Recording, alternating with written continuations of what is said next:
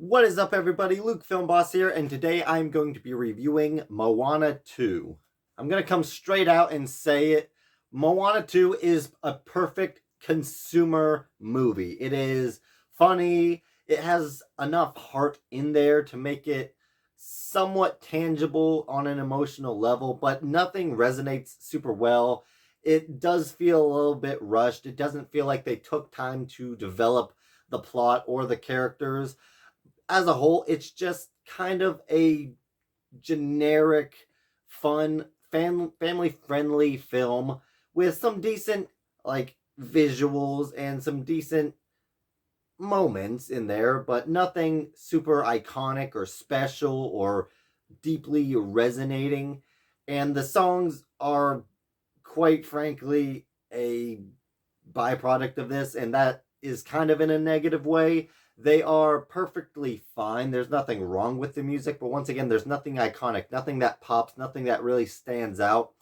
Kids will probably really like some of the musical numbers, but I don't really think that there's anything here that's going to stick. This isn't one of those soundtracks like the first Moana or Frozen, even Frozen 2 or Tangled. Like, they had iconic musics. These soundtracks, the kids would just listen to them on repeat. I don't see that happening with Moana 2. There's nothing here. Even like I think Frozen 2 is a good comparison, but even Frozen 2 felt like it tried to be something more. I think it fell flat, but ultimately it took a little bit more risk in terms of plot and character, and just did more with the premise and with its music. It took more chances and found something at least a little bit unique. That's the problem with Moana 2, is it's completely fine, it's harmless.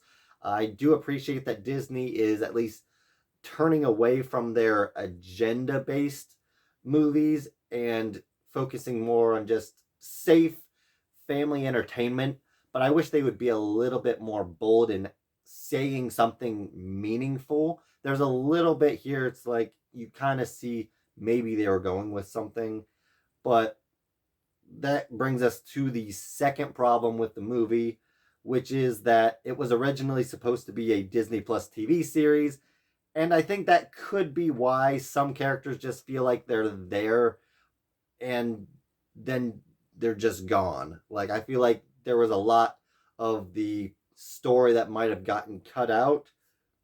Especially there's this one character. She's like I'm just gonna call her the Bat Lady, as somebody else said, because I don't remember her name, because she's just really not very well developed. And I thought she was gonna be like um, a main antagonist of the movie, and she ended up just being there in a few scenes. She had her own musical number, and it led nowhere. Like, she just disappears from the movie, and I'm like, why even have her there? Because she doesn't add anything to the movie, and it's strange. That's how most of this movie feels. There's just pieces that are thrown in there that kind of don't go anywhere. Once again, it's harmless. It doesn't affect it from being an enjoyable movie, but it just makes it feel a little bit like it was kind of thrown together without much thought. And there might have been a little bit more thought involved. We just didn't get to see the full picture, because series tend to be longer, spread out longer in smaller chunks, whereas movies, you get a smaller runtime, but it's all meshed together. And so I think there might have been a lot of context and a lot of story and a lot of character that we aren't seeing here in the movie. And that's probably what held this movie back, is because it wasn't supposed to be a big theatrical release.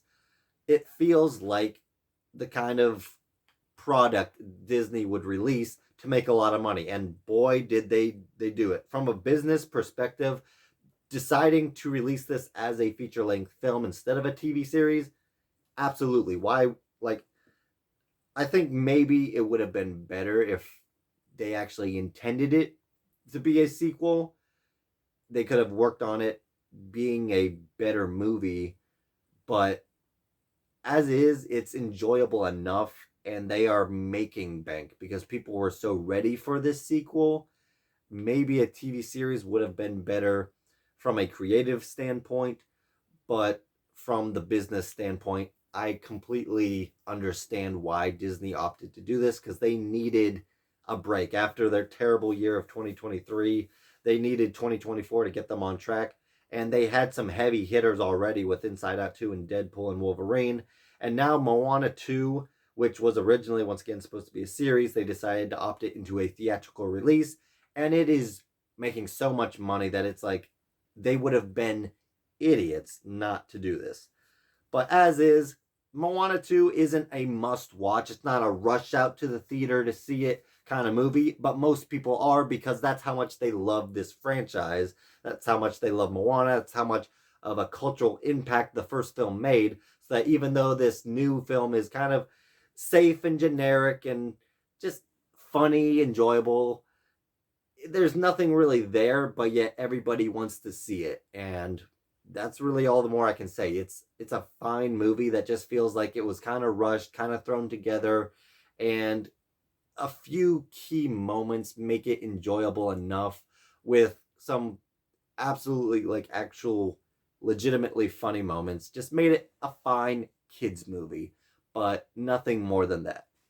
I am Luke Film Boss, and I give Moana 2 a 77%, both in quality and in enjoyment, and overall score of 77%. It's a fine movie. If you want to go see a new animated film or a new family film, you're just trying to find a movie to take the family to, there's a decent amount of options, but Moana 2 is definitely one of them up there.